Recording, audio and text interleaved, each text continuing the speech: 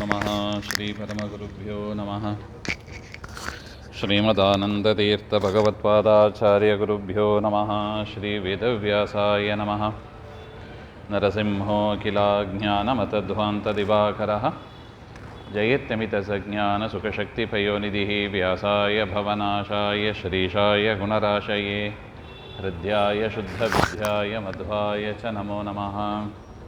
ಪ್ರಥಮೋ ಹನುಮಾನ್ ನಾಮ ದ್ವಿತೀಯೋ ಭೀಮ ಏವ ಚ ಪೂರ್ಣಪ್ರಜ್ಞಸ್ತೃತೀಯಸ್ತು ಭಗವತ್ಕಾರ್ಯಸಾಧಕಃ. ಪೂಜ್ಯಾಯ ರಾಘವೇಂದ್ರಾಯ ಸತ್ಯಧರ್ಮರಥಾಯ ಚ ಭಜತಾಂ ಕಲ್ಪವೃಕ್ಷಾಯ ನಮತಾಂ ಕಾಮಧೇನವೇ.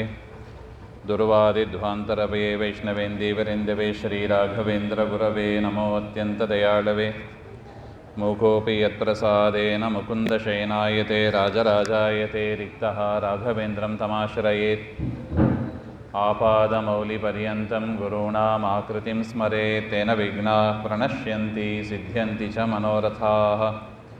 ಶ್ರೀಗುರುಭ್ಯೋ ನಮಃ. ಹರಿ ಓಂ. ನಾರಾಯಣಾಯ ಪರಿಪೂರ್ಣಗುಣಾರ್ಣವಾಯ ವಿಶ್ವೋದಯಸ್ಥಿತಿಲಯೋನ್ನಿಯತಿಪ್ರದಾಯ ಜ್ಞಾನಪ್ರದಾಯ ವಿಬುಧಾಸುರಸೌಖ್ಯದುಃಖಸತ್ಕಾರಣಾಯ ವಿತತಾಯ ನಮೋ ನಮಸ್ತೆ.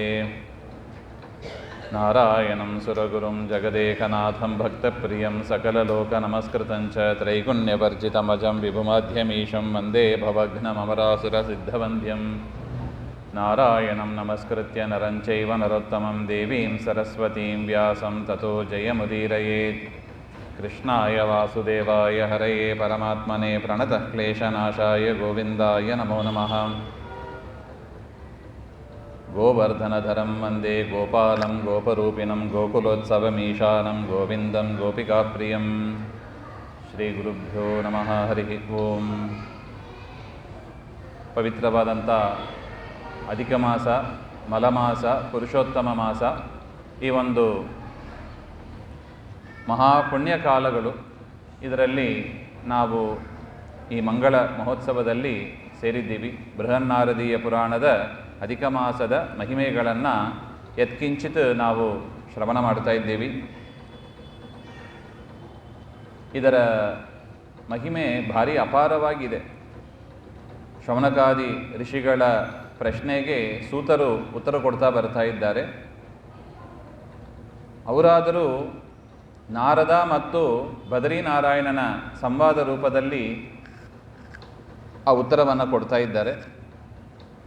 ಬದರಿನಾರಾಯಣನು ಕೂಡ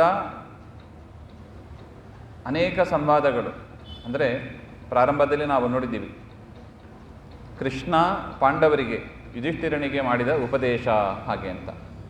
ಅವರು ಪಾಂಡವರು ಅಂದರೆ ಯುಧಿಷ್ಠಿರ ಅಧಿಕ ಮಾಸ ಬಂದದ್ದು ಗೊತ್ತಿಲ್ಲ ಅಂತ ಹೇಳ್ತಾರೆ. ಕೃಷ್ಣ ಹಾಗೆ ಹೇಳಿದ್ದು, ಅದರಿಂದಲೇ ನೀವು ದುಃಖವನ್ನು ಪಡ್ತಾ ಇದ್ದೀರಿ, ಅಧಿಕ ಮಾಸವನ್ನು ಯಾರೂ ಕೂಡ ಬಿಡುವಂತೆ ಇಲ್ಲ ಹಾಗೆ ಅಂತ. ಭೀಷ್ಮ ದ್ರೋಣಾದಿಗಳ ಭಯ, ಅರ್ಜುನನ ವಿಯೋಗ, ಅದರಿಂದ ಚಿಂತಾಕ್ರಾಂತನಾದ ಯುಧಿಷ್ಠಿರನಿಗೆ ಈ ಅಧಿಕ ಮಾಸ, ಪುರುಷೋತ್ತಮ ಮಾಸ ಬಂದದ್ದೇ ಗೊತ್ತಿಲ್ಲ ಅಂತ ಹೇಳ್ತಾರೆ. ಅಷ್ಟು ಮಾತ್ರ ಅಲ್ಲ, ದ್ರೌಪದಿ ದೇವಿಯ ಹಿಂದಿನ ಜನ್ಮ ಮೇಧಾವಿ ಋಷಿಗಳ ಮಗಳಾಗಿ ವಿಪ್ರಕನ್ಯೆಯಾಗಿ ಅವತಾರ ಮಾಡಿದಾಗ ಅವರಿಗೆ ಮದುವೆ ಆಗ್ತಾ ಇಲ್ಲ. ಮೇಧಾವಿ ಋಷಿಗಳು ಎಷ್ಟು ಪ್ರಯತ್ನ ಪಟ್ಟರೂ ಕೂಡ ಮದುವೆ ಆಗ್ತಾ ಇಲ್ಲ. ಅಂತಹ ಸಂದರ್ಭದಲ್ಲಿ ಅವರು ಮರಣವನ್ನು ಹೊಂದಿದಾಗ ದೂರ್ವಾಸ ಋಷಿಗಳು ಅಲ್ಲಿ ಬಂದು ಅಧಿಕ ಮಾಸದ ಹಿರಿಮೆಯನ್ನು ಹೇಳ್ತಾ ಇದ್ದಾರೆ. ಆದರೆ ಅದನ್ನು ಗಣನೆಗೆ ತೆಗೆದುಕೊಳ್ಳದೆ ಅವರು ಬಿಟ್ಟುಬಿಡ್ತಾರೆ. ಆ ಪುರುಷೋತ್ತಮ ಮಾಸ, ಪುರುಷೋತ್ತಮನ ತ್ಯಾಗ ಮಾಡಿದ್ದರಿಂದ ಅವರಿಗೆ 5 ಪತಿಗಳನ್ನು ಪಡೆಯುವ ಒಂದು ವಿಶೇಷ ಬಂತು ಹಾಗೆ ಅಂತ ಹೇಳ್ತಾರೆ. ರುದ್ರದೇವರನ್ನು ಕುರಿತು ತಪಸ್ ಮಾಡ್ತಾ ಇದ್ದಾರೆ. ಆ ವಿಪ್ರಕನ್ಯೆಯ ಒಳಗೂ ಕೂಡ 5 ದೇವತಾ ಸ್ತ್ರೀಯರು ಇದ್ದಾರೆ. ಅವರು ರುದ್ರದೇವರ ಹತ್ರ ಪತಿಂ ದೇಹಿ ಅಂತ ಕೇಳಿದಾಗ ರುದ್ರದೇವರು ಕೂಡ 5 ಬಾರಿ ಉತ್ತರ ಕೊಡ್ತಾ ಇದ್ದಾರೆ. ಇದು ಯಾಕೆ ಬಂತು ಹಾಗೆಂದರೆ, ಆ ವಿಪ್ರಕನ್ಯೆ ಅಧಿಕ ಮಾಸದ ದುರ್ವಾಸರು ಮಾಡಿದ ಉಪದೇಶದ ತಿರಸ್ಕಾರ ಮಾಡಿದ್ದರಿಂದ ಹಾಗೆ ಅಂತ ಕೃಷ್ಣ ಪರಮಾತ್ಮ ಹೇಳ್ತಾ ಇದ್ದಾರೆ. ಅದಾದ ಮೇಲೆ ದೃಢಧನ್ವನ ವಿಚಾರ ಬರ್ತಾ ಇದೆ. ತಾನು ಎಷ್ಟು ಸೌಭಾಗ್ಯಗಳನ್ನು ಪಡೀತಾ ಇದ್ದೇನೆ, ಭೋಗಭಾಗ್ಯಗಳು ನನ್ನಲ್ಲಿ ಇದೆ, ಇದಕ್ಕೆ ಏನು ಕಾರಣ ಅಂತ ಅವನಿಗೆ ಒಂದು ಬಾರಿ ವಿಚಾರಕ್ಕೆ ಬಂತು. ಕಾಡಿಗೆ ಅಂತ ಹೋಗ್ತಾನೆ. ಅಲ್ಲಿ ಒಂದು ಗಿಣಿ ಹೇಳ್ತಾ ಇದೆ, ಬರೀ ಭೋಗ್ಯಭಾಗ್ಯದಲ್ಲೇ ಮುಳುಗಿದ್ದರೆ ಪರತತ್ವವನ್ನು ನೀನು ಸರಿಯಾಗಿ ತಿಳ್ಕೊಂಡಿಲ್ಲ, ಅದರಿಂದ ಸಂಸಾರವನ್ನು ಹೇಗೆ ದಾಟಿತಿ ನೀನು ಹಾಗೆ ಅಂತ ಅನೇಕ ಬಾರಿ ಆ ಗಿಣಿ ಪ್ರಶ್ನೆ ಮಾಡ್ತಾ ಇದೆ. ಆ ಎರಡು ಪ್ರಶ್ನೆಯನ್ನು ಕೂಡ, ಯಾವ ಕಾರಣದಿಂದ ಇಂಥ ಸೌಭಾಗ್ಯ ನನಗೆ ಬಂದಿದೆ, ಯಾವ ಪುಣ್ಯಕರ್ಮದಿಂದ ಬಂದಿದೆ, ಆ ಕಾಡಿನಲ್ಲಿ ಗಿಣಿ ಹೇಳಿದ ಮಾತು ಏನು ಹಾಗೆ ಅಂತ ಮನೆಗೆ ಬಂದ ವಾಲ್ಮೀಕಿ ಋಷಿಗಳನ್ನು ಪ್ರಾರ್ಥನೆ ಮಾಡಿ ಕೇಳಿದಾಗ ವಾಲ್ಮೀಕಿ ಋಷಿಗಳು ಅವನ ಹಿಂದಿನ ಜನ್ಮ ವೃತ್ತಾಂತವನ್ನು ಹೇಳ್ತಾ ಇದ್ದಾರೆ. ಸುದೇವ ಗೌತಮಿಯಾಗಿ ಈ ದೃಢಧನ್ವ ರಾಜ ಹಿಂದೆ ಇದ್ದ. ಆ ಸುದೇವ ಗೌತಮಿ ಅವರಿಗೆ ಮಕ್ಕಳಾಗಲಿಲ್ಲ. ಪರಮಾತ್ಮನನ್ನು ಕುರಿತು ತಪಸ್ ಮಾಡ್ತಾ ಇದ್ದಾರೆ. 4000 ವರ್ಷ ತಪಸ್ ಮಾಡಿದರೂ ಕೂಡ ಪರಮಾತ್ಮ ಪ್ರತ್ಯಕ್ಷನಾಗಿ ಹೇಳ್ತಾನೆ, ನಿನಗೆ ಈ ಜನ್ಮದಲ್ಲಿ ಅಲ್ಲ 7 ಜನ್ಮದಲ್ಲೂ ಕೂಡ ಮಕ್ಕಳು ಆಗೋದಿಲ್ಲ ಅಂತ ಹೇಳಿದಾಗ ತುಂಬ ಚಿಂತಾಕ್ರಾಂತರಾದಾಗ ಗರುಡದೇವರು ಪ್ರಾರ್ಥನೆಯ ಪ್ರಕಾರ ಒಂದು ವರವನ್ನು ಕೊಡ್ತಾರೆ. ಗರುಡದೇವರು, ನಿಮಗೆ ಸಂತಾನ ಆಗ್ತದೆ ಹಾಗೆ ಅಂತ. ಅದರ ಪ್ರಕಾರ ಶುಕದೇವನ ಜನ್ಮ ಆಯಿತು. ಶುಕದೇವನು ಕೂಡ ಬೆಳೀತಾನೆ. ದೇವಲ ಋಷಿಗಳು ಬಂದು ಭವಿಷ್ಯವನ್ನು ಹೇಳ್ತಾರೆ, 12 ವರ್ಷದಲ್ಲಿ ಇವನು ಮೃತನಾಗ್ತಾನೆ ಹಾಗೆ ಅಂತ. ಆ ಸಮಯವೂ ಬಂತು, ಅವನು ಮೃತನಾಗ್ತಾನೆ ಶುಕದೇವ. ಅದರಿಂದ ಅವನ ತೊಡೆಯಲ್ಲಿ ಕುಳಿಸಿ ತಂದೆ ತಾಯಿಯರು ಅಂದರೆ ಸುದೇವ ಮತ್ತು ಗೌತಮಿ ಇಬ್ಬರೂ ಕೂಡ ತುಂಬ ದುಃಖವನ್ನು ಪಡ್ತಾ ಇದ್ದಾರೆ. ಆ ಸಂದರ್ಭದಲ್ಲಿ ಏನು ಮಾಡಬೇಕು ಅಂತ ತೋಚ್ತಾ ಇಲ್ಲ. ಎಷ್ಟು ಸಮಾಧಾನ ಮಾಡಿದರೂ ಆಗ್ತಾ ಇಲ್ಲ. 1 ತಿಂಗಳ ಕಾಲ ಹಾಗೆ ಕಳೆದೋಯಿತು. ಸುಯೋಗ, ಅದು ಮಳೆಗಾಲ ಬಂದಿತ್ತು. ಆಗ ಜೋರಾಗಿ ಮಳೆ. ಯದ್ಯಪಿ ಮಳೆಗಾಲವೂ ಇಲ್ಲ ಅಂತಾರೆ, ಅದು ಮಳೆಗಾಲದ ಇಲ್ಲದೇ ಸಂದರ್ಭದಲ್ಲೂ ಕೂಡ ಮಳೆ ಬಂತು. ಇದನ್ನೇ ಸುಯೋಗ ಅಂತ ಹೇಳೋದು. ಅಂತಹ ಸಂದರ್ಭದಲ್ಲಿ ನೀವು ವ್ರತೋಪವಾಸವನ್ನು ಮಾಡಿದ್ದೀರಿ, ಗೊತ್ತಿಲ್ಲದೇನೆ ಮಾಡಿಬಿಟ್ಟಿದ್ದೀರಿ. ಅದರಿಂದ ಆ 1 ತಿಂಗಳು ಕಳೆದ ಮೇಲೆ ಪರಮಾತ್ಮ ಪ್ರತ್ಯಕ್ಷನಾಗಿ ಈ ಒಂದು ಅಧಿಕ ಮಾಸದ ಪುರುಷೋತ್ತಮ ಮಾಸದ ಫಲದಿಂದ ನೀವು ಸ್ನಾನವನ್ನು ಮಾಡಿದ್ದೀರಿ ಮತ್ತು ಉಪವಾಸವನ್ನು ಕೂಡ ಮಾಡಿದ್ದೀರಿ. ಅದರ ಫಲದಿಂದ ನಿಮ್ಮ ಮಗನಿಗೆ 12,000 ವರ್ಷ ಆಯುಷ್ಯ ಬರುತ್ತದೆ. ನೀವು ಕೂಡ ಉತ್ತಮ ಭೋಗಭಾಗ್ಯವನ್ನೆಲ್ಲ ಪಡೀತೀರಿ, ಬ್ರಹ್ಮಲೋಕದಲ್ಲಿ ಇರ್ತೀರಿ. ತದನಂತರ 10,000 ವರ್ಷ ಚಕ್ರವರ್ತಿಯಾಗಿ ಭೂಮಿಯಲ್ಲಿ ಇರ್ತೀರಿ ಹಾಗೆ ಅಂತಲ್ಲ ಪರಮಾತ್ಮ ವರವನ್ನು ಕೊಟ್ಟ ಹಾಗೆ ಅಂತ ನಾವು ನೋಡಿದ್ದೀವಿ. ಆ ಸಂದರ್ಭದಲ್ಲಿ ಆ ಸುದೇವ ಅವರು ಪ್ರಶ್ನೆ ಮಾಡ್ತಾ ಇದ್ದಾರೆ, ಸ್ವಾಮಿ 4,000 ವರ್ಷ ನಾನು ತಪಸ್ ಮಾಡಿದೆ, ಆದರೂ ಕೂಡ ನನಗೆ ನೀವೇನು ಹೇಳಿದಿರಿ, ನಿಮಗೆ ಮಕ್ಕಳು ಆಗೋದಿಲ್ಲ. ನೈವಾಸ್ತಿ ಹಿ ತತ್ವಾಕ್ಯಂ ವ್ಯಥಿಲಂಗ್ಯ ಮೇ ಮೃತಸುತೋತ್ಥಾನೇ ಚ ಹೇತುಂವದ ಹಾಗೆ. ನಾನು ಏನು ವ್ರತ ಗಿರ್ತ ಏನು ಮಾಡಿಲ್ಲ. ನಾನು ಪಾಡಿಗೆ ಮಗುವನ್ನು ಇಟ್ಟುಕೊಂಡು ಅಳ್ತಾ ಕೂತಿದ್ದೇನೆ, ಶವವನ್ನು ಇಟ್ಟುಕೊಂಡು. ಇದ್ದಕ್ಕಿದ್ದಾಗಿ ನೀನು ಪ್ರತ್ಯಕ್ಷನಾಗಿ ಮಗನನ್ನು ಕೂಡ ಬದುಕಿಸಿ ಇಂಥ ಭಾಗ್ಯಗಳನ್ನು ಕೊಟ್ಟಿಯಲ್ಲ, ಇದಕ್ಕೇನು ಕಾರಣ ಹಾಗೆ ಅಂತ ಸುದೇವ ಪ್ರಶ್ನೆ ಮಾಡ್ತಾ ಇದ್ದಾನೆ. ಆಗ ಪರಮಾತ್ಮ ಹೇಳ್ತಾ ಇದ್ದಾನೆ, ಹರಿರುವಾಚ ದ್ವಿಜರಾಜ ಕೃತಂ ಯತ್ತ ನೈತದನ್ಯ ಕರಿಷ್ಯತಿ ನ ತದ್ವೇತಿ ಭವಾನ್ ನೂನಂ ಏನಾಹಂ ತುಷ್ಟಿಮಾಪ್ತವಾನ್. ದ್ವಿಜರಾಜನೇ, ನೀನು ಮಾಡಿರುವ ಕೆಲಸ ಅದು ಬೇರೆ ಯಾರೂ ಕೂಡ ಮಾಡಲಿಕ್ಕೆ ಆಗೋದಿಲ್ಲ. ಯಾವುದನ್ನು ಮಾಡಿದರೆ ನಾನು ಸಂತುಷ್ಟನಾಗ್ತೇನೋ ಅದು ನಿನಗೂ ಗೊತ್ತಿಲ್ಲ. ಆದರೆ ನಿನಗೆ ಗೊತ್ತಿಲ್ಲದೇನೆ ನೀನು ನನಗೆ ಸಂತುಷ್ಟಿಯನ್ನು ಕೊಡತಕ್ಕ ಒಂದು ಕೆಲಸವನ್ನು ನೀನು ಮಾಡಿದ್ದೀಯಾ ಹಾಗೆ ಅಂತ ಪರಮಾತ್ಮ ಹೇಳ್ತಾನೆ. ಅದೇ ಪ್ರಿಯವಾದ ಪುರುಷೋತ್ತಮ ಮಾಸ ಕಳೆದೋಗಿದೆ. ಆ ಒಂದು ಮಾಸದಲ್ಲಿ ನೀನು ಸ್ನಾನ, ಪ್ರತಿ ದಿವಸವೂ ಕೂಡ ಪ್ರಾತಃ ಕಾಲದಲ್ಲಿ ಸ್ನಾನ ಮತ್ತು ಉಪವಾಸ ಅದನ್ನು ಮಾಡಿದ್ದೀಯಾ. ನೀನು ಗೊತ್ತಿಲ್ಲದೆ ಮಾಡಿದ್ದಿ, ಆದರೂ ಕೂಡ ನಿನ್ನ ವ್ರತದಿಂದ ನಾನು ಸಂತುಷ್ಟನಾಗಿದ್ದೇನೆ. ಅದು ಮಾಸದ ಮಹಿಮೆ, ಅದು ಅಧಿಕ ಮಾಸದ ಮಹತ್ವ. ಅದು ತಪೋನಿಧಿಯೇ ಯಾವನು ಈ ಮಾಸದಲ್ಲಿ ಒಂದು ಉಪವಾಸವನ್ನು ಕೂಡ ಮಾಡ್ತಾನೆ, ಏಕಾದಶಿಯಾದಿ ಒಂದು ಉಪವಾಸವನ್ನು ಮಾಡಿದರೂ ಕೂಡ ಅನೇಕ ಪಾಪಗಳು ಭಸ್ಮವಾಗ್ತದಂತೆ. ಅಂಥ ಮಹಿಮೆ ಇದು. ಆ ರೀತಿಯಾಗಿರುವಾಗ 1 ತಿಂಗಳು ನೀವು ಮಾಡಿದ್ದೀರಾ, ಎಷ್ಟು ಪುಣ್ಯ ಬಂದಿರಲಿಕ್ಕಿಲ್ಲ ಹಾಗೆ ಅಂತ. ಅಂಥ ವ್ಯಕ್ತಿ 1 ದಿವಸ ಉಪವಾಸ ಮಾಡುವವನು ಕೂಡ ವಿಮಾನದಲ್ಲಿ ವೈಕುಂಠಕ್ಕೆ ಹೋಗ್ತಾನೆ ಅಂತ ಇದೆ ದೇಹ ಬಿಟ್ಟ ಮೇಲೆ. ನೀವು 1 ತಿಂಗಳು ಇದ್ದಿದ್ದೀರಾ, ಅದರಿಂದ ಕಾಲ ತಪ್ಪಿ ಮಳೆ ಬಂದಿದೆ, ಅದರಿಂದ ಬೆಳಿಗ್ಗೆ ಮಧ್ಯಾಹ್ನ ಸಾಯಂಕಾಲ ತ್ರಿಕಾಲ ಸ್ನಾನ ಮಾಡಿದ್ದೀರಾ. ನೀವು ತ್ರಿಕಾಲ ಸ್ನಾನ, ಉಪವಾಸ ಅದರಿಂದ ನಿಮಗೆ ಅನಾಯಾಸವಾಗಿ ಉಪವಾಸವೂ ನಡೆದೋಗಿದೆ, ಶೋಕ ಸಾಗರದಲ್ಲಿ ಮುಳುಗಿದ್ದೀರಾ. ಆದರೂ ನಿಮಗೆ ಗೊತ್ತಾಗದೇನೆ ಆ ಪುರುಷೋತ್ತಮನ ಸೇವೆ ನಿಮ್ಮಿಂದ ಮಾಡಲ್ಪಟ್ಟಿದೆ ಹಾಗೆ ಅಂತ ಪರಮಾತ್ಮ ಹೇಳ್ತಾ ಇದ್ದಾನೆ. ಈ ಒಂದು ಸಾಧನೆ ಏನಿದೆ ಇದು ಯಾರಿಂದಲೂ ಕೂಡ ಗಣನೆ ಮಾಡಲಿಕ್ಕಾಗೋದಿಲ್ಲ. ಅಂಥ ಉತ್ತಮ ಸೇವೆಯನ್ನು ಮಾಡಿದ್ದೀರ. ಒಂದು ಬಾರಿ ಏನಾಯ್ತಂದರೆ, ಬ್ರಹ್ಮದೇವರು ತಕ್ಕಡಿಯಲ್ಲಿ ಇಟ್ಟು ತೂಗಿದರಂತೆ. ವೇದದಲ್ಲಿ ಹೇಳಿದ ಎಲ್ಲ ಸಾಧನೆಗಳು ಒಂದು ತಟ್ಟಿನಲ್ಲಿ, ಪುರುಷೋತ್ತಮ ಮಾಸದ ಸಾಧನೆ ಇನ್ನೊಂದು ತಟ್ಟಿನಲ್ಲಿ. ಯಾವುದು ಭಾರವಾಗಿದೆ ಹಾಗೆ ಅಂತ ನೋಡಿದರೆ ಪುರುಷೋತ್ತಮ ಮಾಸದ ಆ ಮಹಿಮೆಯೇ ಭಾರಿಯಾಗಿತ್ತು ಅಂತ ಹೇಳ್ತಾ ಇದ್ದಾರೆ. ಅದರಿಂದ ಯಾವ ಭೂಲೋಕವಾಸಿಯಾದವ ಪುರುಷೋತ್ತಮ ಮಾಸದಲ್ಲಿ ಪುರುಷೋತ್ತಮನನ್ನು ಪೂಜೆ ಮಾಡಬೇಕು, ಅದು ದುರ್ಲಭ ಹಾಗೆಂತ ಪರಮಾತ್ಮ ಹೇಳ್ತಾ ಇದ್ದಾನೆ. ಆ ಪೂಜೆ ಮಾಡಿದವನಿಗೆ ಫಲ ಖಂಡಿತವಾಗಲೂ ಸಿಗ್ತದೆ, ಸಂಶಯ ಪಡಬೇಡಿ ಹಾಗೆ ಅಂತ ಪರಮಾತ್ಮ ಹೇಳ್ತಾ ಇದ್ದಾನೆ. ಆ ರೀತಿಯಾಗಿ ನೋಡಿದರೆ ನೀನು ಕಠೋರವಾದ ತಪಸ್ಸನ್ನು ಮಾಡಿದ್ದಿ, ಸ್ನಾನ ದಾನ ಇತ್ಯಾದಿಗಳು ಅದನ್ನು ಮಾಡುವವರು ಪ್ರತಿ ಜನ್ಮದಲ್ಲೂ ಕೂಡ ದರಿದ್ರರಾಗಿ ಹುಟ್ಟೋದಿಲ್ಲವಂತೆ. ಯಾರು ಮಾಡಿಲ್ಲ ಅವರು ದರಿದ್ರರಾಗಿ ಹುಟ್ಟುತ್ತಾರೆ. ಪ್ರತಿ ಜನ್ಮದಲ್ಲೂ ಅಧಿಕ ಮಾಸದ ಪೂಜೆಯನ್ನು ಮಾಡದೇ ಇದ್ದವರು ಅವರು ದರಿದ್ರರಾಗಿ ಹುಟ್ಟುತ್ತಾರೆ ಹಾಗೆ ಅಂತ ಇಷ್ಟು ಪರಮಾತ್ಮ ಹೇಳ್ತಾ ಇದ್ದಾನೆ. ಗರುಡನ ಮೇಲೆ ಹೇರಿ ಪರಮಾತ್ಮ ತದನಂತರ ವೈಕುಂಠಕ್ಕೆ ಹೋಗ್ತಾ ಇದ್ದಾನೆ. ಇತ್ತ ಸುದೇವ ಶರ್ಮ ಪುರುಷೋತ್ತಮ ಮಾಸದ ಸೇವೆಯಿಂದ ತನ್ನ ಮಗನನ್ನು ಕೂಡ ಕರೆದುಕೊಂಡು ಭಾರಿ ಸಂತುಷ್ಟನಾಗಿ ಅವನು ಕೂಡ ಮನೆಗೆ ಬಂದ ಹಾಗೆ ಅಂತ ಹೇಳ್ತಾ ಇದ್ದಾರೆ. ಮತ್ತು ಆ ಪುರುಷೋತ್ತಮ ಮಾಸದ ಪೂಜೆಯನ್ನು ಕ್ರಮ ಪ್ರಕಾರವಾಗಿ ಅವನು ಮತ್ತೆ ಮತ್ತೆ 3 ವರ್ಷಕ್ಕೊಮ್ಮೆ ಬರ್ತಾ ಇರ್ತದೆ ಇದು, ಅದನ್ನು ಮಾಡಿದ ಹಾಗೆ ಅಂತ ಮಾಡಿ ಭಾರಿ ಸಂತುಷ್ಟನಾದ ಹಾಗೆ ಅಂತ.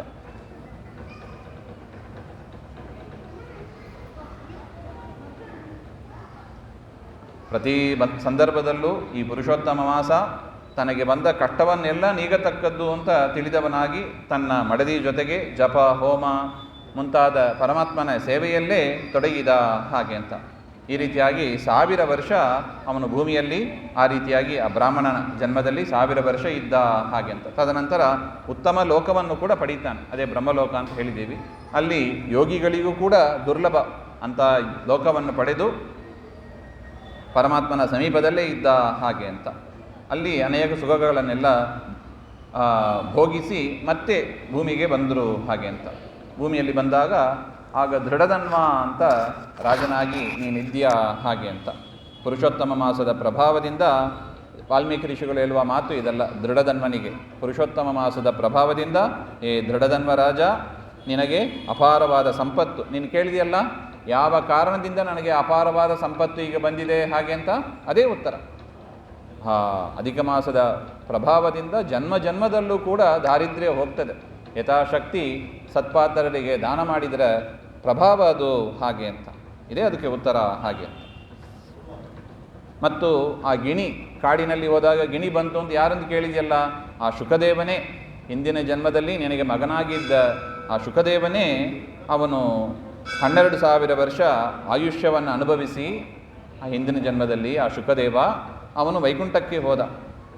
ಅಲ್ಲಿ ಕಾಡಿನಲ್ಲಿ ಒಂದು ಸರೋವರದ ಮಧ್ಯದಲ್ಲಿ ಆಲದ ಮರ, ಅದರ ಹತ್ರ ಹಿಂದಿನ ಜನ್ಮದ ತಂದೆ ಬರುವುದನ್ನು ನೋಡಿ ತನಗೆ ಎಲ್ಲ ಉಪಕಾರವನ್ನು ಮಾಡಿದವ ಹಾಗೆ ಅಂತ ತಿಳಿದು ಅವನಿಗೆ ಉಪದೇಶ ಮಾಡಬೇಕು ಅಂತ ಅವನಿಗೆ ಬುದ್ಧಿ ಬಂತು ಆ ಶುಕದೇವನಿಗೆ.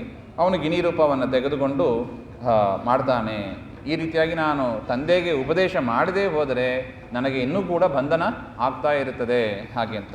ಅದರಿಂದ ಯಾವ ಮಗನಾದವ ಅವನ ಮಗ ಪುತ್ರ ಅಂತ ಅನಿಸ್ಕೋಬೇಕು ಅಂದರೆ ತಮ್ಮ ತಂದೆಯನ್ನು ಪುಂ ಎನ್ನುವ ನರಕ, ಪುತ್ ಎನ್ನುವ ನರಕ, ಪುನ್ನಾಮಕ ನರಕದಿಂದ ಯಾರು ಕಾಪಾಡ್ತಾನೋ ಅವನೇ ನಿಜವಾದ ಪುತ್ರ ಹಾಗೆ ಅಂತ ಅನಿಸ್ಕೋತಾನೆ ಹಾಗೆ ಅಂತ.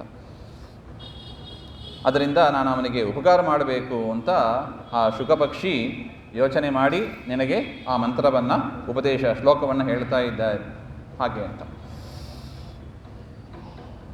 ಈ ರೀತಿಯಾಗಿ ಹೇಳಿ ವಾಲ್ಮೀಕಿ ಋಷಿಗಳು ಇನ್ನು ಮುಂದೆ ನಾನು ಸರಯೂ ನದಿಗೆ ಹೋಗ್ತೇನೆ, ನೀ ಕೇಳಿದೆ ಎಲ್ಲವನ್ನು ಕೂಡ ನಾನು ಪ್ರಶ್ನೆಗೆ ಉತ್ತರವು ಕೊಟ್ಟಿದ್ದೇನೆ ಹಾಗೆ ಅಂತ ಹೇಳ್ತಾ ಇದ್ದಾರೆ. ಆಗ ಮತ್ತೆ ದೃಢಧನ್ವ ಒಂದು ಪ್ರಶ್ನೆಯನ್ನು ಮಾಡ್ತಾ ಇದ್ದಾನೆ. ದೃಢಧನ್ವನ ಸಂಶಯ, ಸ್ವಾಮಿ, ಈ ಪುರುಷೋತ್ತಮ ಮಾಸ ಅಂತ ಹೇಳಿದಿರಿ, ಹಿಂದಿನ ಜನ್ಮದಲ್ಲಿ ಮಾಡಿದ್ದು ಹಾಗೆ ಅಂತ, ಅದನ್ನು ಹೇಗೆ ಮಾಡಬೇಕು, ಏನು ದಾನ ಮಾಡಬೇಕು, ಅದರ ವಿಧಿ, ಆ ಕ್ರಮವನ್ನೆಲ್ಲ ನನಗೆ ಹೇಳಿ ಹಾಗೆ ಅಂತ. ಯಾಕೆ, ನಾನು ಯಾವಾಗಲೂ ಹಿಂದಿನ ಜನ್ಮದಲ್ಲಿ ಕೇಳಿದ್ದು ನನಗೆ ಮರ್ತೋಗ್ಬಿಟ್ಟಿದೆ ಈಗ. ಅದರಿಂದ ಈಗ ಏನು ಮಾಡಬೇಕು, ಪುರುಷೋತ್ತಮ ಮಾಸ ಬಂದಾಗ ನಾನೇನು ಮತ್ತೆ ಮಾಡಬೇಕು ಅದನ್ನು ಹೇಳಿ ಹಾಗೆ ಅಂತ ಹೇಳಿದಾಗ, ಆಗ ಹೇಳ್ತಾ ಇದ್ದಾರೆ, ಪುರುಷೋತ್ತಮ ಮಾಸ ಅಂದರೆ ಅದು ಸಾಕ್ಷಾತ್ ಪುರುಷೋತ್ತಮನೇ ನಿಯಾಮಕನಾಗಿ ಇರತಕ್ಕ ಮಾಸ ಅದು. ಅದರಿಂದ ಆ ಮಾಸದಲ್ಲಿ ನಾವು ಮಾಡತಕ್ಕ ಸಣ್ಣ ಸಣ್ಣ ಸತ್ಕಾರ್ಯಗಳು ಕೂಡ ಮಹಾಫಲವನ್ನು ತಂದುಕೊಡತಕ್ಕದ್ದು ಹಾಗೆ ಅಂತ. ನಾನೇ ಹಿಂದಿನ ಜನ್ಮದಲ್ಲಿ ಸುದೇವ ಅಂತ ಬ್ರಾಹ್ಮಣನಾಗಿ ಇದ್ದೆ, ಆ ಪುರುಷೋತ್ತಮ ಮಾಸದ ವ್ರತವನ್ನು ಆಚರಣೆ ಮಾಡಿದೆ, ಅದರ ಮಹಿಮೆಯಿಂದ ಮೃತನಾದ ನನ್ನ ಮಗನನ್ನು ಕೂಡ ನಾನು ಪಡ್ಕೊಂಡೆ. ಆದರೆ ಆ ಪುರುಷೋತ್ತಮ ಮಾಸದ ಜ್ಞಾನ ನನಗೆ ಈಗ ಇಲ್ಲ, ಅದನ್ನು ಹೇಗೆ ಮಾಡಬೇಕು ಅಂತ ನೀವು ತಿಳಿಸಬೇಕು ಹಾಗೆ ಅಂತ ಹೇಳಿದಾಗ ವಾಲ್ಮೀಕಿ ಋಷಿಗಳು ಹೇಳ್ತಾ ಇದ್ದಾರೆ. ನೋಡಿ, ವ್ರತವನ್ನು ಆಚರಿಸುವವ ಪ್ರಾತಃ ಕಾಲದಲ್ಲಿ ಶೌಚಾಚಾರವನ್ನೆಲ್ಲ ಮುಗಿಸಿ, ಬ್ರಾಹ್ಮಿ ಮುಹೂರ್ತದಲ್ಲಿ ಎದ್ದು ಶೌಚಾಚಾರವನ್ನೆಲ್ಲ ಮುಗಿಸಿ, ದೀರ್ಘವಾಗಿ ಕೊಟ್ಟಿದ್ದಾರೆ, ನಾನು ಸಾರ ಮಾತ್ರ ಹೇಳ್ತಾ ಹೋಗ್ತಾ ಇದ್ದೇನೆ. ಪುಣ್ಯ ತೀರ್ಥದಲ್ಲಿ ಸ್ನಾನವನ್ನು ಕೂಡ ಮಾಡಬೇಕು, ದಂತಧಾವನ ಇತ್ಯಾದಿಗಳನ್ನೆಲ್ಲ ಮುಗಿಸಿ ಪುಣ್ಯತೀರ್ಥದಲ್ಲಿ ಸ್ನಾನ ಮಾಡಬೇಕು. ತದನಂತರ ಆಚಮನ ಮಾಡಿ ಊರ್ಧ್ವ ಪುಂಡ್ರವನ್ನು, ಶಂಖ ಚಕ್ರ ಇತ್ಯಾದಿ ಮುದ್ರೆಗಳನ್ನು ಕೂಡ ಧರಿಸಬೇಕು ಹಾಗೆ ಅಂತ ಹೇಳ್ತಾ ಇದ್ದಾರೆ. ಪರಮಾತ್ಮನ ಚಿಹ್ನೆಗಳು, ಆ ಆಯುಧಗಳು, ಅದನ್ನು ಧರಿಸಬೇಕು ಹಾಗೆ ಅಂತ. ಯಾರು ಧರಿಸ್ತಾರೋ ಅವರನ್ನು ಯಮರಾಜರು ಕೂಡ ಹತ್ತಿರ ಬರೋದಿಲ್ಲ ಅಂತ ಹೇಳ್ತಾ ಇದ್ದಾರೆ. ನೋಡಿ, ಗೋಪಿ ಚಂದನದಿಂದ ಶಂಖಚಕ್ರಾದಿ ಚಿಹ್ನೆಗಳನ್ನು ಧರಿಸಿದರೆ ಯಮದೇವರು ಹತ್ತಿರ ಬರೋದಿಲ್ಲವಂತೆ ಹಾಗೆ ಅಂತ. ಹೆಣ್ಣು ಮಕ್ಕಳು ಕೂಡ ಧಾರಣೆ ಮಾಡಬೇಕು ಅಂತ ಇದೆ. ನಾರಾಯಣ ಯುಧೇರ್ನಿತ್ಯಂ ಚಿಹ್ನಿತೋ ಯಸ್ಯ ವಿಗ್ರಹ ಪಾಪಕೋಟಿ ಯುತಸ್ಯಾಪಿ ತಸ್ಯ ಕಿಂ ಕುರುತೆ ಯಮಃ. ಅಂಥವರನ್ನು ಯಮದೇವರಾದರೂ ಏನು ಮಾಡ್ತಾರೆ ಹಾಗೆ ಅಂತ. ಗದಾನಾರಾಯಣನ ಮುದ್ರೆಗಳನ್ನು ಹೆಣ್ಣುಮಕ್ಕಳು ಕೂಡ ಧರಿಸಬೇಕು ಅಂತ ಇದೆ. ಇಷ್ಟು ಧರಿಸಿ ತದನಂತರ ಸಂಧ್ಯಾವಂದನೆಯನ್ನು ಮಾಡಿ ಗಾಯತ್ರಿ ಜಪವನ್ನು ಕೂಡ ಮಾಡಬೇಕು ಅಂತ. ಅಂದರೆ ಸೂರ್ಯ ಬರುವ ತನಕ, ಸೂರ್ಯ ಉದಯ ಆಗುವ ತನಕ ಗಾಯತ್ರಿ ಜಪವನ್ನು ಮಾಡ್ತಾ ಇರಬೇಕು. ತದನಂತರ ಪರಮಾತ್ಮನನ್ನು ಪೂಜೆ ಮಾಡಬೇಕು ಹಾಗೆ ಅಂತ. ಕಲಶ ಪೂಜೆ, ಹೇಗೆ ನಾವು ಗೋಕುಲಾಷ್ಟಮಿ ದಿವಸ ಕೃಷ್ಣನ ಪೂಜೆ ಮಾಡ್ತೀವಿ ನೋಡಿ, ಹೆಚ್ಚು ಕಡಿಮೆ ಆ ಪ್ರಕಾರದಲ್ಲೇ ಇದೆ. ಸ್ವಲ್ಪ ಪುರುಷೋತ್ತಮ ಅಂತ ಮಂತ್ರಗಳು ಸ್ವಲ್ಪ ವ್ಯತ್ಯಾಸ ಬರುತ್ತದೆ. ಒಟ್ಟು ಷೋಡಶೋಪಚಾರ ಪೂಜೆ ಗೋಕುಲಾಷ್ಟಮಿ ದಿವಸ ಮಾಡುವ ಕ್ರಮದಲ್ಲೇ ಇದೆ ಹಾಗೆ ಅಂತ ಆ ಕ್ರಮವನ್ನು ಕೂಡ ವಾಲ್ಮೀಕಿ ಋಷಿಗಳು ಹೇಳ್ತಾ ಇದ್ದಾರೆ.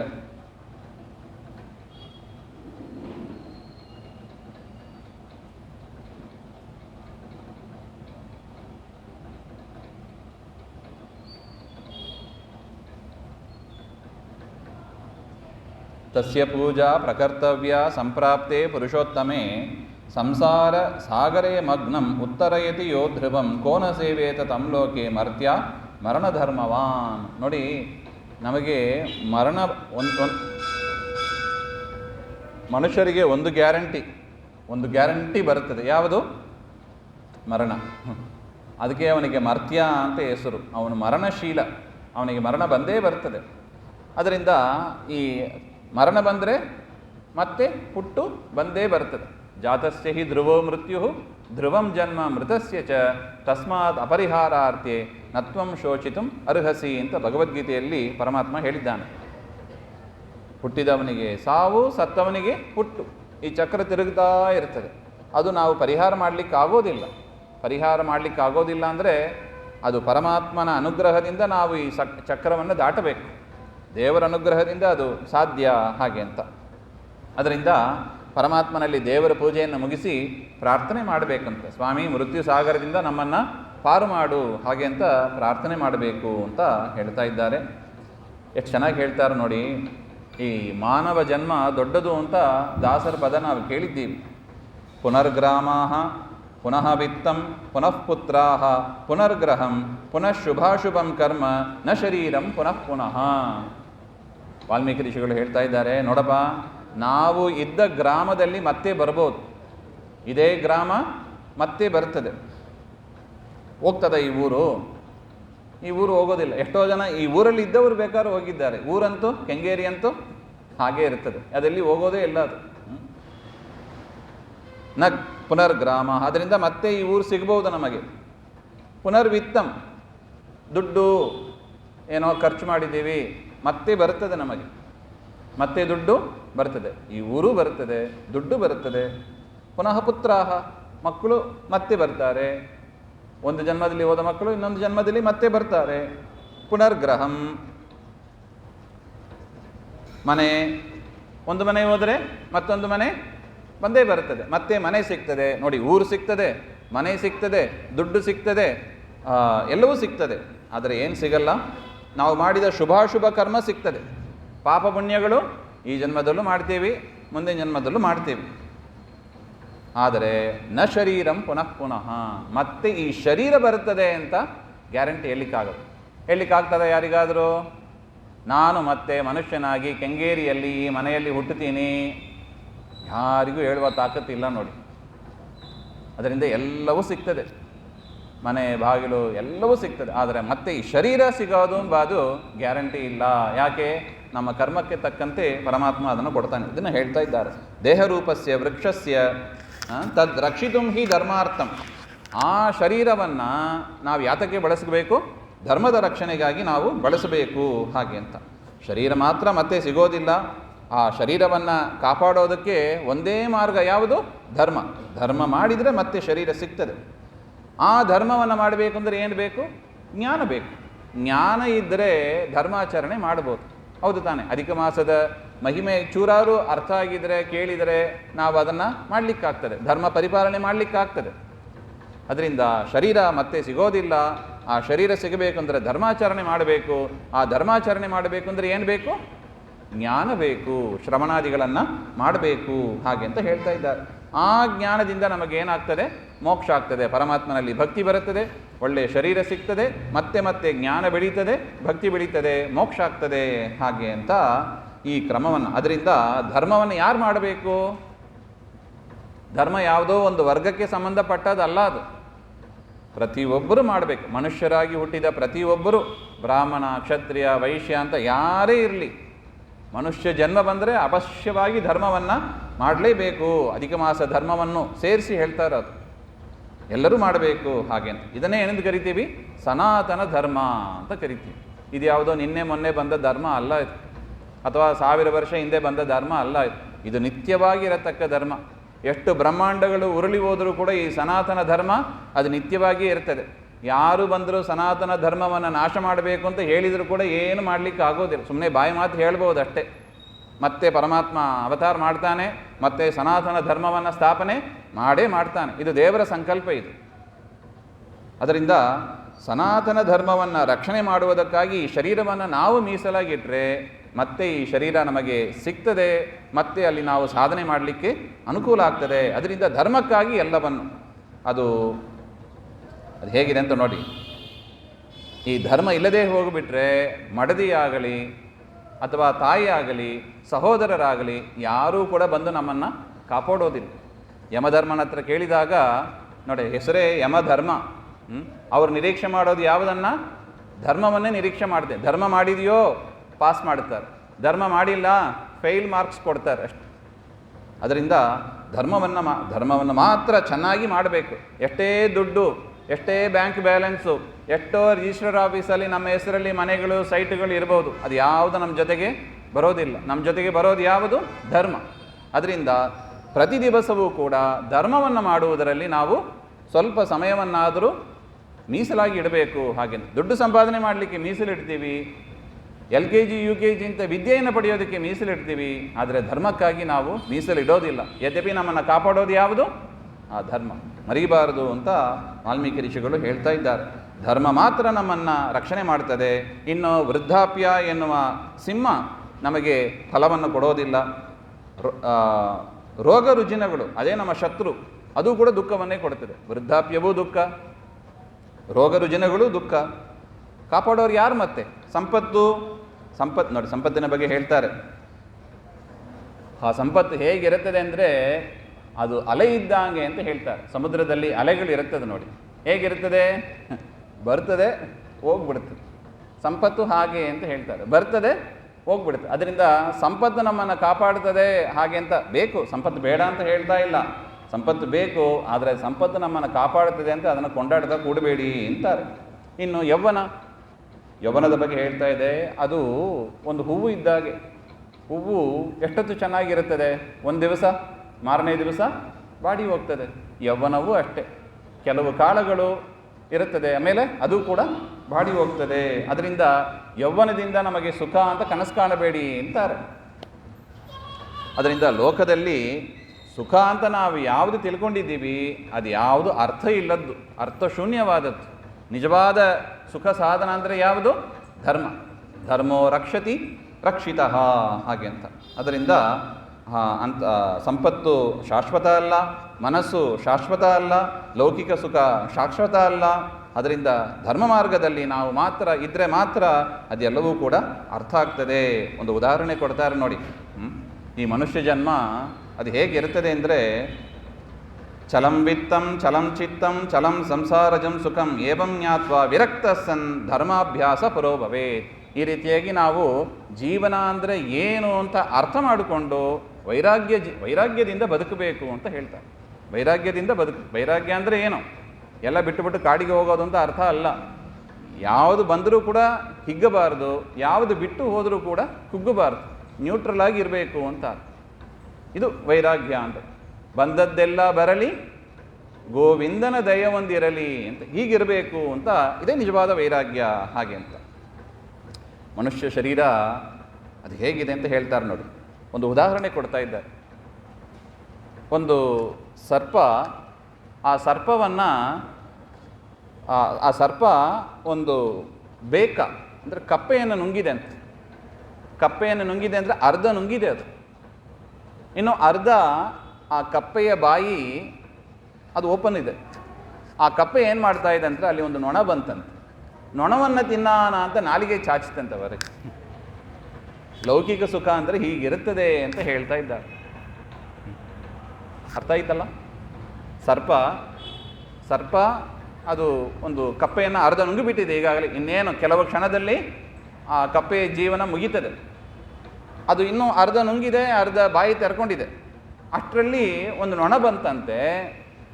ಆ ಕಪ್ಪೆಗೆ ಆ ನೊಣದ ಮೇಲೆ ಆಸೆ, ಏನಾರು ಮಾಡಿ ಅದನ್ನು ತಿನ್ನಬೇಕು ಅಂತ ನಾಲಿಗೆ ಚಾಚ್ತಾ ಕೂತಿದೆ. ಇದನ್ನು ನಮಗೆ ಹೋಲಿಸ್ತಾ ಇದ್ದಾರೆ. ನಾವು ಪಡುವ ಲೌಕಿಕ ಸುಖ ಅಂದರೆ ಹೇಗಿದೆ ಹಾಗೆ ಅಂದರೆ, ಆ ಸರ್ಪದ ರೂಪದಲ್ಲಿ ಕಾಲವೇ ಇರೋದಂತ. ಕಾಲ ಸರ್ಪ ಯಾವಾಗ ಬರ್ತದೋ ಈಗಾಗಲೇ ಅರ್ಧ ನುಂಗಾಗ್ಬಿಟ್ಟಿದೆ, ಹೌದಾ? ಅರ್ಧ ವಯಸ್ಸು ಅಥವಾ ಮುಕ್ಕಾಲು ವಯಸ್ಸು, ಕೆಲವರಿಗೆ ಕಾಲು ವಯಸ್ಸು ನುಂಗುಬಿಟ್ಟಿದೆ, ಕೆಲವರಿಗೆ ಅರ್ಧ ನುಂಗುಬಿಟ್ಟಿದೆ, ಕೆಲವರಿಗೆ ಮುಕ್ಕಾಲು ನುಂಗುಬಿಟ್ಟಿದೆ. ನಮಗೆ ಗೊತ್ತಿಲ್ಲ ಎಷ್ಟು ನುಂಗಿದೆ ಅಂತಲೂ ಗೊತ್ತಿಲ್ಲ ನಮಗೆ. ಆ ಕಾಲ ಸರ್ಪ ಅಷ್ಟು ನುಂಗಿಬಿಟ್ಟಿದೆ ನಮ್ಮನ್ನು. ಕಪ್ಪೆ ರೂಪದಲ್ಲಿ ನಾವಿದ್ದೀವಿ. ನಾವೇನು ಮಾಡ್ತಾ ಇದ್ದೀವಿ? ಲೌಕಿಕ ಸುಖಕ್ಕಾಗಿ ಪ್ರಯತ್ನ ಪಡ್ತಾ ಇದ್ದೀವಿ. ಅದು ಹೇಗಿದೆ? ಕಪ್ಪೆ ನೊಣಕ್ಕಾಗಿ ಪ್ರಯತ್ನ ಪಟ್ಟಂತೆ ಇದೆ. ಅದು ಬೇಕು, ಇದು ಬೇಕು. ಏನು ಜೀವನ ಇದು, ಹಾಗೆ ಅಂತ. ಅದರಿಂದ ಸಾಯಲಿಕ್ಕಿರುವವ ಮನುಷ್ಯ, ಕಾಲಸರ್ಪದಿಂದ ನುಂಗಲ್ಪಡತಕ್ಕ ಮನುಷ್ಯ, ಏನು ಸುಖವನ್ನು ನೀವು ಬಯಸ್ತೀರಾ? ಅದರಿಂದ ದಯವಿಟ್ಟು ಮೋಸ ಹೋಗಬೇಡಿ ಅಂತ. ಮೋಸ ಹೋದೇನಲ್ಲ ಸಕಲವು ವಾಸುದೇವವಲ್ಲ ಅಂತ ಹೇಳ್ತಾರೆ ನೋಡಿ. ಎಷ್ಟೋ ಜನ್ಮಗಳು ಹೀಗೆ ನಾವು ಮೋಸ ಹೋಗಿಬಿಟ್ಟಿದ್ದೀವಿ. Bank balance, fixed deposit, registrar office, ಇದರಲ್ಲೇ ತಿರುಗ್ತಾ ಇದ್ದೀವಿ ನಾವು. ಅದು ಯಾವುದು ಶಾಶ್ವತ ಅಲ್ಲ. ಧರ್ಮ ಮಾತ್ರ ಶಾಶ್ವತ. ಧರ್ಮದ ಕಡೆ ನಮ್ಮ ಗಮನ ಇರಬೇಕು, ಹಾಗೆ ಅಂತ. ಅಂತೇಶು ರೇಮಿರೇ ಧೀರಾಹ ನತೆ ಮಧ್ಯೇಶು ರೇಮಿರೇ ಅಂತಾರೆ ನೋಡಿ. 4 ಇದೆ: ಧರ್ಮ, ಅರ್ಥ, ಕಾಮ, ಮೋಕ್ಷ ಅಂತ ಪುರುಷಾರ್ಥ ಇದು. ಅಂತೇಶು ರೇಮಿರೇ ಧೀರಾಹ, ಜ್ಞಾನಿಗಳಾದವರು ಎಲ್ಲಿ ಆಸಕ್ತರಾಗಿ ಇರ್ತಾರೆ? ಅಂತೇಶು ಅಂತ ಅಂದರೆ ಈ ಕಡೆಯಿಂದ ಬಂದರೆ ಧರ್ಮ, ಈ ಕಡೆಯಿಂದ ಬಂದರೆ ಅಂತ ಯಾವುದು? ಮೋಕ್ಷ. ಧರ್ಮ ಮೋಕ್ಷದಲ್ಲಿ ಆಸಕ್ತರಾಗಿ ಇರ್ತಾರೆ ಹೊರತು ಅರ್ಥಕಾಮದಲ್ಲಿ ಆಸಕ್ತರಾಗಿ ಇರಬೇಡಿ ಅಂತ ಹೇಳ್ತಾರೆ. ಯಾಕೆ? ಅದು ನಮ್ಮನ್ನು ರಕ್ಷಣೆ ಮಾಡೋದೂ ಇಲ್ಲ, ಅದು ಶಾಶ್ವತವೂ ಅಲ್ಲ, ರಕ್ಷಣೆ ಮಾಡೋದೂ ಇಲ್ಲ, ಹಾಗೆ ಅಂತ. ಅದರಿಂದ ವೃಥಾ ಈ ಅರ್ಥಕಾಮದಲ್ಲಿ ಮನಸ್ಸನ್ನು ಕಳೆಯಬೇಡಿ, ಹಾಗೆ ಅಂತ ನೋಡಿ. ಅದು ಇನ್ನೊಂದು ಸ್ವಾರಸ್ಯ ಹೇಳ್ತಾ ಇದ್ದಾರೆ. ಆಯಿತು, ಧರ್ಮ ಮಾಡಬೇಕು ಅಂತ ಮನಸ್ಸು ಬಂದಾಗ ಸಂಪತ್ತು ಇರೋದಿಲ್ಲವಂತೆ. ಅರ್ಥ ಬೇಕು. ಸಂಪತ್ತು ಯಾವುದಕ್ಕೆ ಬೇಕು? ಧರ್ಮ ಮಾಡೋದಕ್ಕಾಗಿ ಸಂಪತ್ತು ಅಂತ. ಅದಕ್ಕೆ ಧರ್ಮ ಅರ್ಥ ಒಟ್ಟಿಗೆ ಇಟ್ಟಿದ್ದಾರೆ ನೋಡಿ. ಧರ್ಮ ಅದು ಪ್ರಧಾನ. ಧರ್ಮ ಮಾಡುವುದಕ್ಕಾಗಿ ಯಾವುದು ಬೇಕು? ಅರ್ಥ ಬೇಕು, ಸಂಪತ್ತು ಬೇಕು, ಅದಕ್ಕಾಗಿ ಸಂಪತ್ತು. ಅದರಿಂದ ಧರ್ಮ ಮಾಡಬೇಕು ಅಂತ ಮನಸ್ಸಿದ್ದಾಗ ಸಂಪತ್ತು ಇರೋದಿಲ್ಲ, ಸಂಪತ್ತಿರುವಾಗ ಮನಸ್ಸು ಮಾಡಬೇಕು ಅಂತ, ಧರ್ಮ ಮಾಡಬೇಕು ಅಂತ ಮನಸ್ಸಿರೋದಿಲ್ಲ. ನೋಡಿ, ಮನುಷ್ಯನ ಪರಿಸ್ಥಿತಿ ಇದು. ಸಂಪತ್ತು ಬಂದಾಗ ಮನಸ್ಸಿರೋದಿಲ್ಲ, ಕೊಡಬೇಕು ಅಂತ ಮನಸ್ಸಿದ್ದಾಗ ಸಂಪತ್ತು ಇರೋದಿಲ್ಲ. ಎರಡೂ ಇದೆ ಅಂತ ಇಟ್ಟುಕೊಳ್ಳಿ, ಮನಸ್ಸು ಇದೆ, ಸಂಪತ್ತು ಇದೆ, ದಾನ ಮಾಡಬೇಕು ಅಂತ ಇದೆ. ಯಾರಿರಲ್ಲ? ಸತ್ಪಾತ್ರರು ಇರೋದಿಲ್ಲ ಅಂತಾರೆ. ಯಾರಿಗೆ ದಾನ ಮಾಡಬೇಕು? ಸತ್ಪಾತ್ರರಿಗೆ. ವಿಷ್ಣು ರಹಸ್ಯದಲ್ಲಿ ಒಂದು ಮಾತು ಹೇಳ್ತಾರೆ, ಯಾರು ಸತ್ಪಾತ್ರರು ಅಂತ ಎಲ್ಲದಕ್ಕೂ ಎಷ್ಟು ಸ್ಪಷ್ಟತೆ ಕೊಡ್ತಾ ಇದ್ದಾನೆ ನೋಡಿ ಸ್ವಾಮಿ. ಯಾರಲ್ಲಿ ವಿದ್ಯೆ ಇದೆ ಅವರೇ ಸತ್ಪಾತ್ರರು. ವೇದ ವಿದ್ಯೆ ಇರಬೇಕು, ಶಾಸ್ತ್ರ ಅಧ್ಯಾತ್ಮ ವಿದ್ಯೆ ಇರಬೇಕು, ಮತ್ತು ಒಳ್ಳೆಯ ಆಚಾರ ಸದಾಚಾರರಾಗಿ ಇರಬೇಕು. ಅಂಥವರಿಗೆ ಅವರೇ ಸತ್ಪಾತ್ರರು, ಅವರಿಗೆ ಕೊಡುವ ದಾನವನ್ನು ತೆಗೆದುಕೊಳ್ಳಿಕ್ಕೆ ಅರ್ಹತೆ ಇದೆ ಅಂತ ವಿಷ್ಣು ರಹಸ್ಯದಲ್ಲಿ ಮಾತು ಬರ್ತದೆ. ಅದರಿಂದ ಮನಸ್ಸಿದ್ದಾಗಲೂ ಸಂಪತ್ತಿದ್ದಾಗಲೂ ಕೂಡ ಸತ್ಪಾತ್ರ ಸಿಗೋದು ಕಷ್ಟ. ಸತ್ಪಾತ್ರ ಕೂಡ ಸಿಗಿದು ಅಂತ ಇಟ್ಟುಕೊಳ್ಳೋಣ. ಸತ್ಕಾಲ, ಒಳ್ಳೆಯ ದೇಶಕಾಲದಲ್ಲಿ ಕೊಡಬೇಕು ಅಂತ ಹೇಳ್ತಾ ಇದ್ದಾರೆ. ಎಲ್ಲವೂ ಕೂಡ ದುರ್ಲಭ ಅಂತ ಹೇಳ್ತಾ ಇದ್ದಾರೆ. ಅದರಿಂದ ಈ ಅಧಿಕ ಮಾಸದಲ್ಲಿ ಎಲ್ಲ ಕೂಡಿ ಬರಬೇಕು, ಮನಸ್ಸಿರಬೇಕು. ಅದಕ್ಕಿಂತ ನೋಡಿ, ಇನ್ನು ನೆಕ್ಸ್ಟ್ 3 ವರ್ಷ ಆದಮೇಲೆ ಬರಲಿಕ್ಕಿದೆ. ಈಗಲೂ ಇದೆ, ಅನುಕೂಲ ಇದ್ದವರು ದಾನ ಮಾಡಬಹುದು. ಮುಂದಿನ 3 ವರ್ಷಕ್ಕೆ ಬರ್ತದೆ. ಈಗಲಿಂದ ಚೂರು ಚೂರು ಸೇರಿಸಿ ಇಟ್ಟುಕೊಂಡು ಫಿಕ್ಸಡ್ ಡೆಪಾಸಿಟ್ ಇದಕ್ಕೆ ಮಾಡಬೇಕಂತ, ಅಧಿಕ ಮಾಸ ಬರ್ತಾ ಇದೆ, ದಾನ ಮಾಡಬೇಕು ಹಾಗೆ ಅಂತ ಸೇರಿಸಿಟ್ಕೊಂಡು ಬನ್ನಿ. 3 ವರ್ಷ ಆದಮೇಲೆ ಮತ್ತೆ ಬರುತ್ತದೆ. ಮನಸ್ಸಿದೆ, ಸಂಪತ್ತಿದೆ, ಸತ್ಪಾತ್ರರು ಮಠದಲ್ಲಿ ಸಿಗ್ತಾರೆ, ಅವರಿಗೆ ಸತ್ಕಾಲ, ಅಧಿಕ ಮಾಸದಂಥ ಪುಣ್ಯಕಾಲ ಇಲ್ಲ ಅಂತಾರೆ. ಅಂತಹ ಕಾಲದಲ್ಲಿ ದೇಶಕಾಲ ಪಾತ್ರಗಳನ್ನು ಅರಿತು ದಾನ ಮಾಡಬೇಕು. ಆ ದಾನದಿಂದಲೇ ನಮ್ಮ ರಕ್ಷಣೆ, ಅದರಿಂದಲೇ ಧರ್ಮ ಉಳಿಯೋದು ಹಾಗೆ ಅಂತ ಹೇಳ್ತಾ ಇದ್ದಾರೆ. ಪುರುಷೋತ್ತಮ ಮಾಸದಲ್ಲಿ ಖರ್ಚು ಕಡಿಮೆ ಮಾಡಿ, ನಿಮಗೆ ಎಷ್ಟು ಶಕ್ತಿ ಇದೆಯೋ ಅಷ್ಟು ಬಂಗಾರ ದಾನ ಮಾಡಬೇಕು ಅಂತ ಇದೆ. ಬಂಗಾರ ದಾನ ಮಾಡಲಿಕ್ಕಾಗಲ್ಲ, 10 ರೂಪಾಯಿ ನಿಮಗೆ ಶಕ್ತಿ ಅಷ್ಟೇ ಇದ್ದರೆ ಅಷ್ಟೇ ದಾನ ಮಾಡಿ. ಕಡಿಮೆಯಲ್ಲಿ ಮಾಡಿದರೂ ಕೂಡ ಫಲ ಮಾತ್ರ ಭಾರಿ ಇರುತ್ತದೆ. ಅದಕ್ಕೆ ಕೊಡುವ ಉದಾಹರಣೆ ಮೊದಲೇ ಕೊಟ್ಟಿದ್ದಾರೆ. ಒಂದು ಬೀಜ ಬಿತ್ತಿದರೆ ಏನು ಬೆಳೀತದೆ? ದೊಡ್ಡ ಮರ ಬೆಳೀತದೆ ನೋಡಿ. ಅದೇ ಥರ ಸಣ್ಣ ಸತ್ಕರ್ಮ ಮಾಡಿದರೂ ಕೂಡ ಅದರ ಫಲ ಮಾತ್ರ ಅಧಿಕ ಮಾಸದಲ್ಲಿ ಭಾರಿ ಇದೆ ಹಾಗೆ ಅಂತ ಹೇಳ್ತಾ ಇದ್ದಾರೆ. ಮತ್ತು ಆ ರೀತಿಯಾಗಿ ದಾನ ಮಾಡಬೇಕು. ಪ್ರಾತಃ ಸ್ನಾನ ಇದನ್ನು ತಪ್ಪದೇ ಮಾಡಬೇಕು. ಸೂರ್ಯೋದಯ ಬರಕ್ಕೆ ಪೂರ್ವದಲ್ಲಿ ಸ್ನಾನ ಆಗಿ ಸೂರ್ಯನಿಗೆ ಅರ್ಘ್ಯ ಕೊಟ್ಟಿರಬೇಕು ಅಂತಾರೆ. ಪೂರ್ವಾಂ ಸಂಧ್ಯಾಂ ಸನಕ್ಷತ್ರಾಂ ಉತ್ತರಾಂಸ ದಿವಾಕರಾಂ ಅಂತ ಹೇಳ್ತಾ ಇದ್ದಾರೆ. ಪ್ರಾತಃ ಸಂಧ್ಯಾ ಅಂದರೆ ನಕ್ಷತ್ರ ಇರುವಾಗಲೇ ಮಾಡಬೇಕು ಅಂತ, ಅರ್ಘ್ಯ ಕೊಟ್ಟಿರಬೇಕು ಅಂತ. ಪ್ರಾತಃ ಸ್ನಾನ. 3ನೇದು ಪರಮಾತ್ಮನ ಕಥೆಯನ್ನು ಕೇಳೋದು, ಹರಿಕಥೆ. ಶ್ರವಣ ಮನಕ ಆನಂದ ಬೀವುದು, ಭವಜನಿತ ದುಃಖಗಳ ಕಳೆಯುವುದು, ವಿವಿಧ ಭೋಗಗಳ ಇಹಪರಂಗಳಲ್ಲಿ ಇತ್ತು ಸಲಹುವುದು ಅಂತ ಹರಿಕಥಾಂಸಾರದಲ್ಲಿ ಹೇಳ್ತಾರೆ. ಪರಮಾತ್ಮನ ಕಥೆಯನ್ನು ಕಿವಿಕೊಟ್ಟು ಕೇಳಬೇಕು. 7 ದಿನ ಕಥೆ ಕೇಳಿ ಏಳಿರೋ ವೈಕುಂಠಕ್ಕೆ ಅಂತ ದಾಸರು ಮತ್ತೆ ಮತ್ತೆ ಹೇಳ್ತಾ ಇದ್ದಾರೆ ನೋಡಿ. ಪರಮಾತ್ಮನ ಕಥೆ, ಆ ಮಹಿಮೆ ಗೊತ್ತಾಗಬೇಕು. ಎಳೆದಿದ್ದರೆ ಅದು ಮಹಿಮೆ ಗೊತ್ತಾಗದೆ ಮಾಡುವ ಭಕ್ತಿ, ಅದನ್ನು ಮೂಢಭಕ್ತಿ ಅಂತ ಕರೀತಾರೆ. ದೃಢ ಭಕ್ತಿ ಆಗಬೇಕು ಅಂದರೆ ದೇವರ ಮಹಿಮೆ ಗೊತ್ತಾಗಬೇಕು. ಹೇಗೆ ಗಂಗಾ ಎಲ್ಲ ತೀರ್ಥದಲ್ಲೂ ಶ್ರೇಷ್ಠ, ಅದೇ ಥರ ಮನ್ಮಥ ಶ್ರೇಷ್ಠ ಬಿಲ್ಲುಗಾರ, ಅದೇ ಥರ ವಿದ್ಯೆ ಶ್ರೇಷ್ಠವಾದ ಸಂಪತ್ತು, ಗುಣ ಅದೇ ಭಾರಿ ಉತ್ತಮವಾದ ಸೌಂದರ್ಯ. ಒಬ್ಬನ ಸೌಂದರ್ಯ ಅಂತ ಕರೆಯೋದು ಯಾವಾಗ? ಒಳ್ಳೆ ಗುಣವಂತನಾಗಿದ್ದರೆ ಅದೇ ದೊಡ್ಡ ಸೌಂದರ್ಯ. ಅದೇ ರೀತಿಯಾಗಿ ಮಾಸದಲ್ಲಿ ಪುರುಷೋತ್ತಮ ಮಾಸ, ಸಾಕ್ಷಾತ್ ಪುರುಷೋತ್ತಮನೇ ಇದ್ದಾನೆ.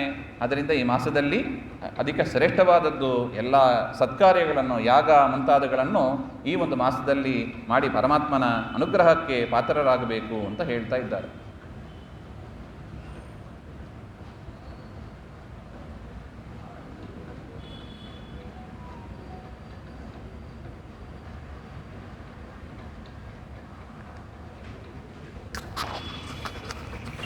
ಮತ್ತು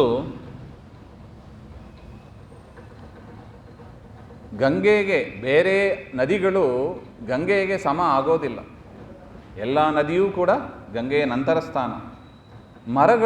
ಮರಗಳಲ್ಲಿ ಶ್ರೇಷ್ಠ ಮರ ಯಾವುದು? ಕಲ್ಪವೃಕ್ಷ. ಕಲ್ಪವೃಕ್ಷದಂಥ ಶ್ರೇಷ್ಠ ಮರ ಇಲ್ಲ. ರತ್ನಗಳು, ಶ್ರೇಷ್ಠ ರತ್ನ ಅಂದರೆ ಯಾವುದು? ಚಿಂತಾಮಣಿ ಅಂತ ಹೇಳ್ತಾರೆ. ನಾವು ಬೇಡಿದ್ದನ್ನೆಲ್ಲ ಕೊಡತಕ್ಕದ್ದು ಚಿಂತಾಮಣಿ. ಮತ್ತು ಆಕಳುಗಳಲ್ಲಿ ಶ್ರೇಷ್ಠವಾದ ಗೋವು ಅಂದರೆ ಯಾವುದು? ಕಾಮಧೇನು ಅಂತ ಹೇಳ್ತಾರೆ, ಸ್ವರ್ಗಲೋಕದಲ್ಲಿ ಇರತಕ್ಕದ್ದು. ಪುರುಷರಲ್ಲಿ ಶ್ರೇಷ್ಠರಾದವ ಯಾರು ಹಾಗೆಂದರೆ ರಾಜ ಅಂತ ಹೇಳ್ತಾರೆ. ರಾಜನಾದವ ಪುರುಷ ಶ್ರೇಷ್ಠ ಅಂತ ಹೇಳ್ತಾರೆ.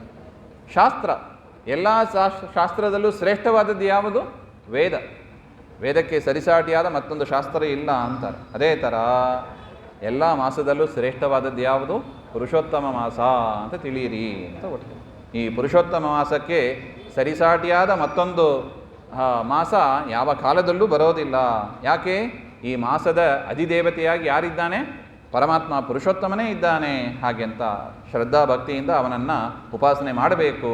ಶಾಸ್ತ್ರಗಳ ಮೂಲಕ ಅವನನ್ನು ತಿಳಿದು, ಯಾರು ಶುದ್ಧನಾದ ವೈಷ್ಣವ ಇದ್ದಾರೆ ನೋಡಿ, ಸತ್ಯವನ್ನು ನುಡಿಯತಕ್ಕ ಬ್ರಾಹ್ಮಣ, ಅಂಥ ಬ್ರಾಹ್ಮಣನ ಕರೆಸಿ ಆ ಪುರುಷೋತ್ತಮನ ಪೂಜೆಯನ್ನು ಮಾಡಬೇಕು ಅಂತ ಹೇಳ್ತಾ ಇದ್ದಾರೆ. ಮಾಡಿದರೆ ಏನಾಗ್ತದೆ? ಮನಸ್ಸಿನಲ್ಲಿರತಕ್ಕ ಕಾಮ, ಕ್ರೋಧ ಮುಂತಾದ ಎಲ್ಲವೂ ಕೂಡ ನಾಶವಾಗಿ ಈ ಸಂಸಾರ ಸಾಗರದಿಂದ ನಾವು ದಾಟಲಿಕ್ಕೆ ಸಾಧ್ಯವಾಗ್ತದೆ ಹಾಗೆಂತ. ಅದರಿಂದ ಈ ಭಾರತ ದೇಶದಲ್ಲಿ ಆದಿದೇವನಾದ ಆ ಪುರುಷೋತ್ತಮನ ಪೂಜೆಯನ್ನು ಮಾಡಬೇಕು ಅಂತ ಈ ಬೃಹನ್ನಾರದೀಯ ಪುರಾಣದಲ್ಲಿ ಪೂಜಾ ವಿಧಾನವನ್ನು ಕೂಡ ಕೊಟ್ಟಿದ್ದಾರೆ. ಷೋಡಶೋಪಚಾರ ಪೂಜೆ ಹೇಗೆ ಮಾಡಬೇಕು ಹಾಗೆ ಅಂತ ಆ 16 ಉಪಚಾರಕ್ಕೆ ಸಂಬಂಧಪಟ್ಟ ಮಂತ್ರಗಳನ್ನು ಕೂಡ ಪ್ರಾಣ ಪ್ರತಿಷ್ಠೆಯಿಂದ ಶುರು ಮಾಡಿ ಎಲ್ಲವನ್ನು ವಾಲ್ಮೀಕಿ ಋಷಿಗಳು ಹೇಳ್ತಾರೆ. ದೃಢಧನ್ವನಿಗೆ ಉಪದೇಶವನ್ನು ಮಾಡ್ತಾ ಇದ್ದಾರೆ.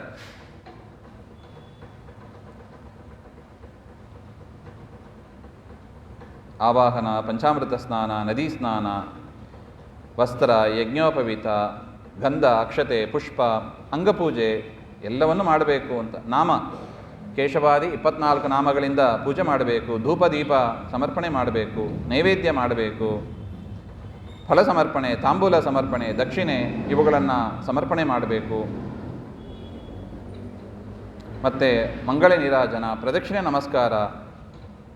ವಿಶ್ವೇಶ್ವರಾಯ ವಿಶ್ವಾಯ ತಥಾ ವಿಶ್ವೋದ್ಭವಾಯ ಚ ವಿಶ್ವಸ್ಯ ಪತಯೇ ತುಭ್ಯಂ ಗೋವಿಂದಾಯ ನಮೋ ನಮಃ ಅಂತ ಈ ಮಂತ್ರವನ್ನು ಹೇಳಿ ಪ್ರದಕ್ಷಿಣೆ ನಮಸ್ಕಾರವನ್ನು ಮಾಡಬೇಕು ಅಂತ ಈ ಮಾಸದಲ್ಲಿ ಹೇಳ್ತಾ ಇದ್ದಾರೆ. ಮತ್ತು ಕ್ಷಮಾ ಪ್ರಾರ್ಥನೆ ಮಾಡಬೇಕು. ಮಂತ್ರಹೀನಂ ಕ್ರಿಯಾಹೀನಂ ಅಂತ ಏನು ಕ್ಷಮಾ ಪ್ರಾರ್ಥನೆ ಇದೆ ಅದನ್ನು ಮಾಡಿ ಸ್ಮೃತ್ಯಾಚ ಅಂತ ಹೇಳಿ ಕೃಷ್ಣಾರ್ಪಣವನ್ನು ಮಾಡಬೇಕು ಹಾಗೆಂತ ಹೇಳ್ತಾ ಇದ್ದಾರೆ.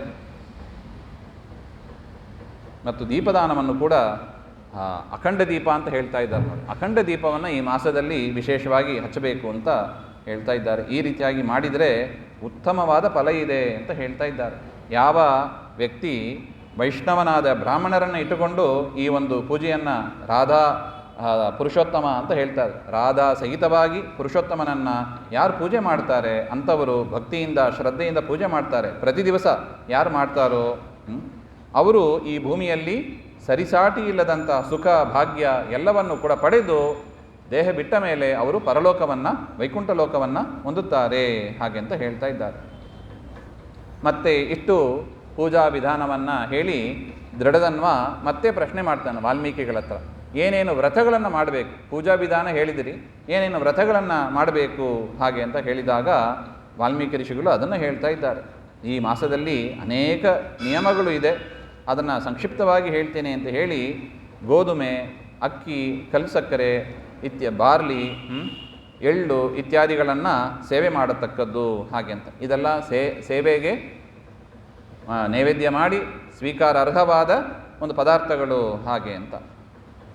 ಬಾಳೆಹಣ್ಣು, ಇಂದುಪ್ಪು ಅಂತ ಇರ್ತಾರೆ, ಅಂದರೆ ಸಮುದ್ರ ಲವಣ ಹಾಗೆ ಅಂತ, ಅದು ಮೊಸರು, ತುಪ್ಪ ಇತ್ಯಾದಿಗಳನ್ನು ಸ್ವೀಕಾರ ಮಾಡಲಿಕ್ಕೆ ಯೋಗ್ಯವಾದದ್ದು ಹಾಗೆ ಅಂತ. ಯಾವುದು ಸೇರಿಸಬಾರದು ಹಾಗೆಂದರೆ ಮಾಂಸಭಕ್ಷಣ ಇತ್ಯಾದಿಗಳನ್ನು ಸೇರಿಸಬಾರದು.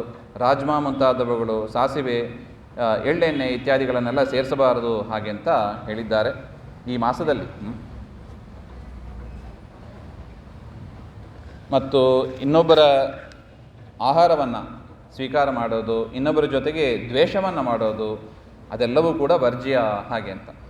ತೀರ್ಥಯಾತ್ರೆ ಸಲುವಾಗಿ ಬೇರೆ ದೇಶಕ್ಕೆ ಹೋಗೋದು ಅದೆಲ್ಲ ಈ ಮಾಸದಲ್ಲಿ ವ್ರತವನ್ನು ಮಾಡುವವರು ಬಿಡಬೇಕು ಹಾಗೆ ಅಂತ ಹೇಳ್ತಾ ಇದ್ದಾರೆ.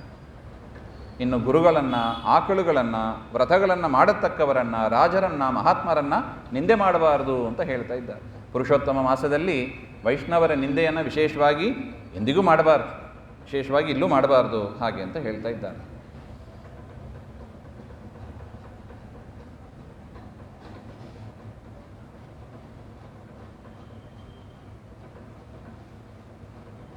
ಪುರುಷೋತ್ತಮ ಮಾಸದಲ್ಲಿ ಬ್ರಹ್ಮಚರ್ಯದಿಂದ ಇದ್ದು ನೆಲದ ಮೇಲೆ ಮಲಗಬೇಕು, ಎಲೆಗಳಲ್ಲಿ ಊಟ ಮಾಡಬೇಕು, ಅದೆಲ್ಲ ಕೆಲವು ವ್ರತಗಳು. ಇನ್ನು ಹಗಲೊತ್ತಿನ 4ನೇ ಯಾಮ ಅಂದರೆ ಸೂರ್ಯ ಅಸ್ತ ಆದ ಮೇಲೆ ಅಥವಾ 4ರಿಂದ 6 ಆ ಸಂದರ್ಭದಲ್ಲಿ ಭೋಜನವನ್ನು ಮಾಡತಕ್ಕದ್ದು ಅಂತ ಹೇಳ್ತಾ ಇದ್ದಾರೆ. ಅದೆಲ್ಲ ಶ್ರೇಷ್ಠವಾದ ವ್ರತ ಹಾಗೆ ಅಂತ ಹೇಳ್ತಾ ಇದ್ದಾರೆ. ಯಾವುದನ್ನು ಬಿಡಬೇಕು ಎಂಬ ಅದರಲ್ಲಿ ಕಾಗೆ ನೋಡಿದ ಆಹಾರ, ರಜಸ್ತ್ರೀಯರು ನೋಡಿದ ಆಹಾರ ಅಂಥದನ್ನೆಲ್ಲ ಬಿಡಬೇಕು ಹಾಗೆಂತ. 2 ಬಾರಿ ಪಚನೆ ಮಾಡಿದ ಆಹಾರ ಅಂದರೆ ಕೆಲವರು ಏನು ಮಾಡ್ತಾರೆ, ಬಿಸಿಯಾಗಿ ಇರಬೇಕು ಅಂತ ಮತ್ತೊಮ್ಮೆ ಅದನ್ನು ಬಿಸಿ ಮಾಡ್ತಾರೆ ಪದಾರ್ಥವನ್ನು, ಅದು 2ನೇ ಬಾರಿ ಪಚನ ಮಾಡಿದಂಗೆ ಆಗ್ತದೆ. ಅದನ್ನೆಲ್ಲ ಬಿಡಬೇಕು ಹಾಗೆ ಅಂತ ಹೇಳ್ತಾ ಇದ್ದಾರೆ. ಪುರುಷೋತ್ತಮ ಮಾಸದಲ್ಲಿ ಅದನ್ನೆಲ್ಲ ಸ್ವೀಕಾರ ಮಾಡಬಾರ್ದು ಹಾಗೆ ಅಂತ. ಇನ್ನು ಎಷ್ಟು ಹೇಳಿದ್ದಾರೆ ನೋಡಿ, 15 ತಿಥಿ ಇದೆ. ತಿಥಿ ಪ್ರಕಾರ ಮೊದಲನೇ ಪ್ರತಿಪತ್ ಬಂದಾಗ ಕೂಷ್ಮಾಂಡವನ್ನು ಬಿಡಬೇಕು ಅಂತ. ಆ ರೀತಿಯಾಗಿ ಒಂದೊಂದು ತಿಥಿಯಲ್ಲಿ ಯಾವ್ಯಾವ ಪದಾರ್ಥವನ್ನು ಬಿಡಬೇಕು ಹಾಗೆಂಬ ಒಂದು ಕ್ರಮವನ್ನು ಕೂಡ ಕೊಟ್ಟಿದ್ದಾರೆ. ಭಾನುವಾರ ಆಮ್ಲ ನೆಲ್ಲಿಕಾಯಿಯನ್ನು ಸ್ವೀಕಾರ ಮಾಡಬಾರದು ಅಂತಲೂ ಹೇಳಿದ್ದಾರೆ. ಈ ಪುರುಷೋತ್ತಮ ಮಾಸದಲ್ಲಿ ಪುರುಷೋತ್ತಮನ ಪ್ರೀತಿಗಾಗಿ ಯಾವ್ಯಾವ ಪದಾರ್ಥವನ್ನು ನಾವು ಬಿಟ್ಟಿದ್ದೀವಿ ಆ ಪದಾರ್ಥವನ್ನು ಮೊದಲು ಒಬ್ಬ ಬ್ರಾಹ್ಮಣನಿಗೆ ಕೊಟ್ಟು ತದನಂತರ ನಾವು ಅದನ್ನು ಸ್ವೀಕಾರ ಮಾಡಬೇಕು ವ್ರತ ಮುಗಿಯುವಾಗ ಹಾಗೆ ಅಂತ ಹೇಳ್ತಾ ಇದ್ದಾರೆ. ಇನ್ನು ಉಪವಾಸವನ್ನು ಹೇಳಿದರು. 30 ದಿವಸ ಉಪವಾಸ ಇರಬೇಕು ಹಾಗೆ ಅಂತ. 30 ದಿವಸ ಉಪವಾಸ ಇರಲಿಕ್ಕೆ ಆಗದೇ ಇದ್ದವರು ಹಾಲು, ಹಣ್ಣು ಇತ್ಯಾದಿಗಳನ್ನು ಶಕ್ತಿಗೆ ತಕ್ಕಂತೆ ಅವರು ಸ್ವೀಕಾರ ಮಾಡಬಹುದು. ಅಥವಾ ಒಂದೊತ್ತು ಊಟ ಒಂದೊತ್ತು ಉಪವಾಸ ಆ ಕ್ರಮದಲ್ಲೂ ಕೂಡ ಇನ್ನು ಮಾಡಲಿಕ್ಕೆ ಅನುಕೂಲ ಇದೆ ಹಾಗೆ ಅಂತ.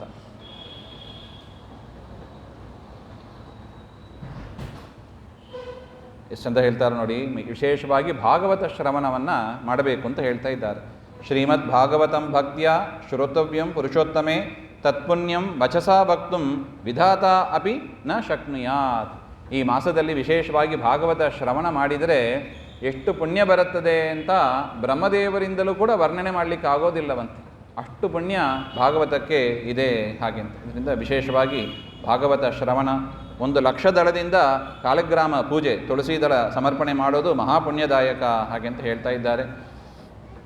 ಆ ರೀತಿಯಾಗಿ ಮಾಡಿದವರಿಗೆ, ಈ ವ್ರತ ಅನುಷ್ಠಾನ ಮಾಡುವವರಿಗೆ ದೇವತೆಗಳು ಕೂಡ ಬಂದು ಸಹಕಾರ ಮಾಡ್ತಾರಂತೆ. ಇಂದ್ರಾದಿ ದೇವತೆಗಳು ವ್ರತ ಉಪವಾಸ ಮಾಡುವವರಿಗೆ ಸಹಕಾರ ಮಾಡ್ತಾರೆ. ಯಮದೇವರು, ಯಮದೂತರೆಲ್ಲ ಹೇಗೆ ಆ ಸಿಂಹವನ್ನು ಕಂಡು ಆನೆ ಓಡಿ ಹೋಗ್ತದೆ, ಅದೇ ರೀತಿಯಾಗಿ ಯಮದೂತರು ಓಡಿ ಹೋಗ್ತಾರೆ ಹಾಗೆ ಅಂತ.